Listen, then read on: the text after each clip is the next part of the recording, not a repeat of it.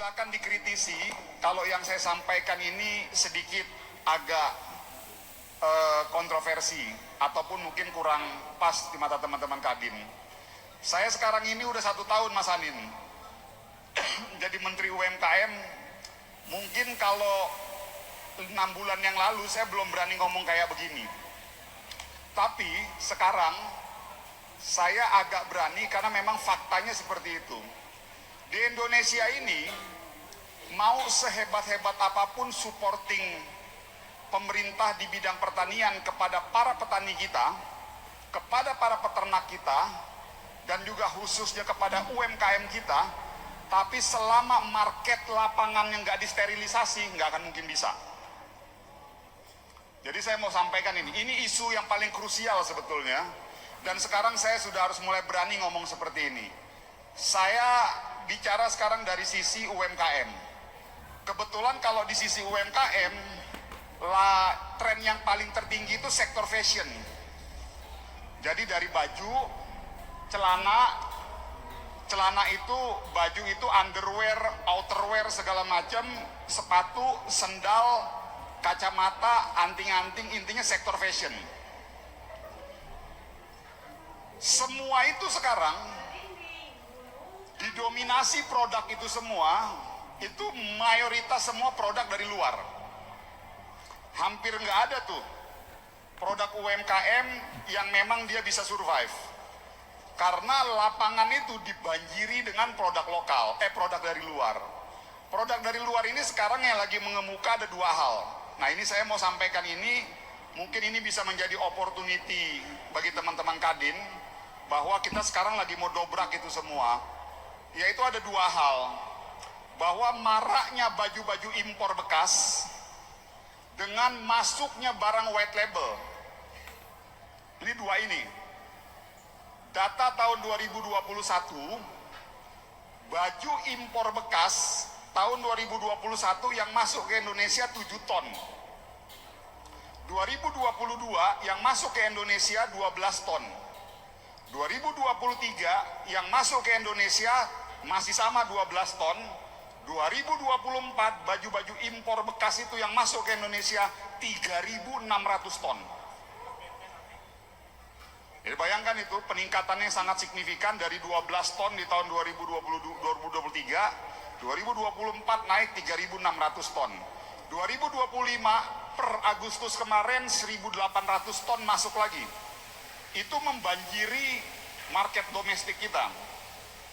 Lalu yang kedua, yang memang sulit sekali diukur dan memang sulit sekali dirapikan, ditertibkan, yaitu white label.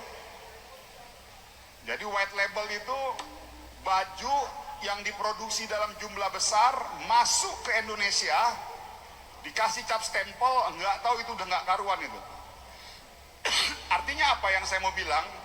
Sebaik-baik apapun, sekuat-kuat apapun akses pembiayaan yang dibantu di top up oleh pemerintah, sehebat-hebat apapun pelatihan yang kita berikan kepada UMKM, sehebat-hebat apapun pembukaan marketing lah, rumus apapun, saya pikir selama lapangannya belum bisa disterilisasi, nggak akan mungkin UMKM bisa survive. Dan ini terjadi di seluruh Indonesia, dan rata-rata saya yakin juga sekarang, jangankan itu, jilbab aja sekarang impor tuh. Batik aja, sekarang udah batik-batik impor dari Cina itu udah masuk. Ini kalau saya bicara dari sektor fashion. Belum lagi kalau kita masuk ke buah-buahan. Dulu perasaan saya apel Malang itu masih top.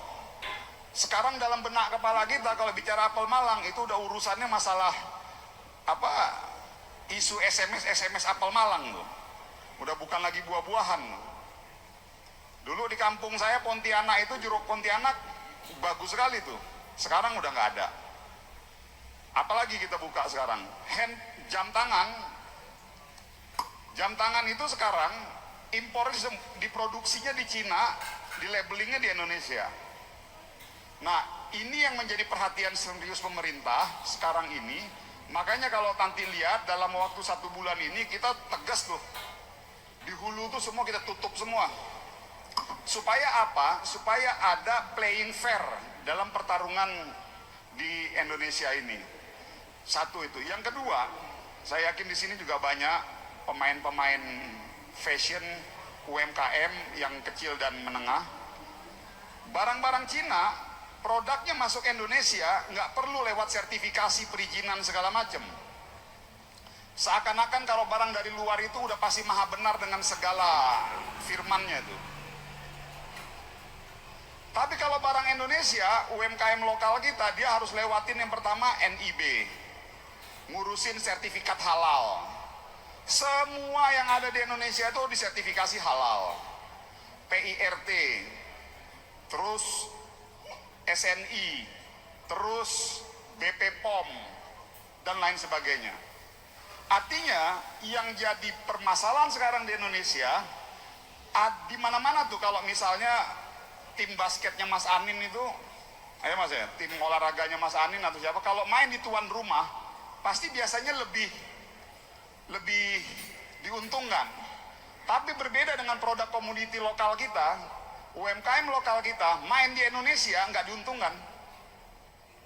Nah ini ironis sekali. Nah, akhirnya kesimpulan kita melihat realitas ini, berarti mau nggak mau lapangannya harus disterilisasi dulu. Jadi nggak akan mungkin kalau lapangan tidak disterilisasi, ya kita bisa menciptakan produk-produk unggulan kita di tanah air ini bisa bersaing dengan produk-produk dari luar. Nah inilah yang lagi mau kita lakukan, yang dilakukan oleh pemerintah sekarang ini. Kami dari Kementerian UMKM bersama-sama dengan Kementerian Keuangan, bersama-sama dengan Kemendak dan Perindustrian, kita mau tutup dulu nih. Alur masuknya ini kita mau tutup dulu di hulunya, sampai barang di lapangan ini bersih, steril semuanya, baru kita banjiri produk-produk lokal kita di Indonesia ini. Nah saya berharap opportunity ini bisa dilihat oleh teman-teman Kadin sebagai bagian dari peluang untuk bisa mengoptimalkan produk-produk lokal kita yang ada di Indonesia untuk bersaing dan betul-betul menjadi tuan di tanah kita sendiri. Tetapi itu semua kalau hulunya nggak ditutup, jangan pernah berpikir. Jangan, nggak mungkin.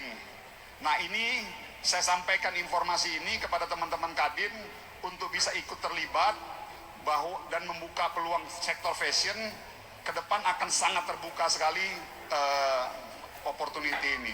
Dan mudah-mudahan Kadin nanti bisa ikut mengambil bagian di isu ini, dan tentunya nanti bukan sebagai penertib regulatornya, tapi sebagai pemainnya nanti ikut masuk. Saya sampaikan ini adalah opportunity, dan insya Allah Kementerian Keuangan dia konsisten, oknum-oknum bea cukai sudah mulai ditertibkan, supaya jangan lagi terlalu mudah membuka akses barang-barang masuk dari luar itu ke Indonesia, dan pada saat ditutup, barulah nanti kita banjiri produk-produk lokal kita.